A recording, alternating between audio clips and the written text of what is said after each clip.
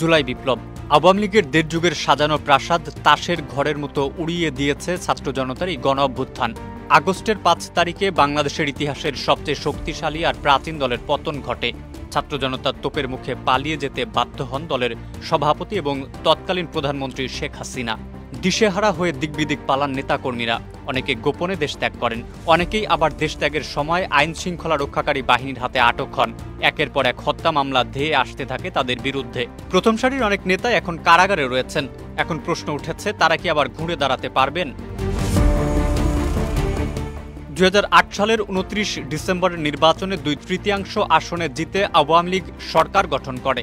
একতরফা বা জালিয়াতির নির্বাচন, বিরোধীদের ও বিরুদ্ধ মত দমন, অনিয়ম আর দুর্নীতি, আমলা আর প্রশাসনের উপর নির্ভর করে দলটি ক্ষমতায় থাকে দীর্ঘ ১৫টি বছর। গত জুলাইয়ে শুরু হওয়া কোটা আন্দোলনের আগে থেকেই আওয়ামী লীগের দলীয় নেতাকর্মী থেকে শুরু করে আমলাদের নানা কর্মকাণ্ডে আলোচনায় ছিল আওয়ামী লীগ। গুম, খুন, হত্যা আর ক্ষমতার অপব্যবহারের জনগণের মনে আওয়ামী লীগের প্রতি যে ঘৃণার জমা হয়েছিল, ছাত্র জনতার গণ অভ্যুত্থানে তার বিস্ফোরণ ঘটে। আজন্ম ক্ষমতায় থাকার ইচ্ছা আর মৃত্যু ঘটে আওয়ামী লীগের। চারদিকে দাবি ওঠে আওয়ামী লীগকে নিষিদ্ধ করার। কেউ না বুঝলেও আমরা আপনার প্রয়োজন বুঝি, আর তাই তো অত্যাধুনিক ফিচার সম্বলিত বিভিন্ন সাইজ আর কালারের ২৫০টিরও বেশি ডিজাইন অপশন নিয়ে ওয়ালটন স্মার্ট ফ্রিজ বোঝে আপনার প্রয়োজন। শেখ হাসিনার সরকারের নির্বিচারে দমন পীড়নে জুলাই বিপ্লবে আন্দোলনে প্রাণ যায় হাজারো মানুষের। এই হত্যাকাণ্ডের বিচার চেয়ে শেখ হাসিনা ও আওয়ামী লীগের বিরুদ্ধে একের পর এক অভিযোগ আসছে আন্তর্জাতিক অপরাধ ট্রাইব্যুনালে। গত ১৯ আগস্ট আওয়ামী লীগ নিষিদ্ধে একটি রিট করেছিল সারডা সোসাইটি নামে একটি সংগঠনের পক্ষে এর নির্বাহী পরিচালক আরিফুর রহমান মুরাদ ভূঁইয়া।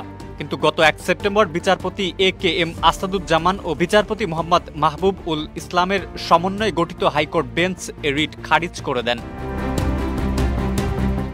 অন্তর্বর্তী সরকারের তথ্য উপদেষ্টা নাহিদ বলেন, আওয়ামী লীগ ফ্যাসিজম ও গণহত্যার সঙ্গে জড়িত, তার বিচার কার্যক্রম এখনও চলছে।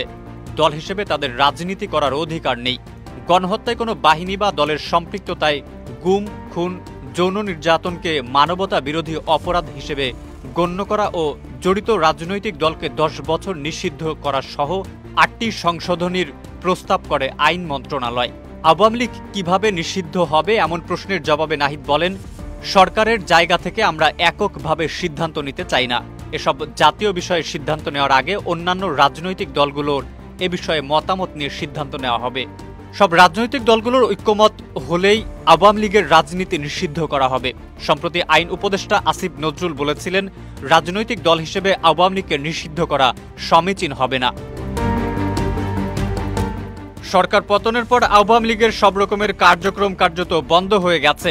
প্রশ্ন উঠেছে, তারা কি ঘুরে দাঁড়াতে পারবে কিনা? বিবিসি বাংলার সাথে সাক্ষাৎকালে লেখক ও গবেষক মহিউদ্দিন আহমেদ বলেন, যদি তারা আত্মসমালোচনা করে এবং ভুল স্বীকার করে তাহলে তারা ঘুরে দাঁড়াতে পারবে। নেতাকর্মীদের ফেলে রেখে আওয়ামী লীগ সভাপতি শেখ হাসিনার পালিয়ে যাওয়ার পরেও নেতাকর্মীদের এমন সমর্থনকে তিনি দলদাস আখ্যা দিয়ে সমালোচনা করেন। এদিকে ১৯৭৫ সালে শেখ মুজিবকে হত্যার পর আওয়ামী লীগকে ঘুরে দাঁড়াতে প্রায় অর্ধযুগের বেশি সময় লেগেছিল।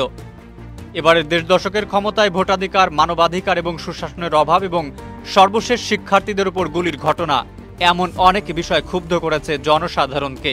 নেতাকর্মীদের উপর মামলা হচ্ছেই আলোচনা এসেছে আওয়ামী লীগকে নিষিদ্ধেরও। এখন প্রশ্ন, আওয়ামী লীগ কি আবার ঘুরে দাঁড়াতে পারবে? পারলেও কতদিনের মধ্যে?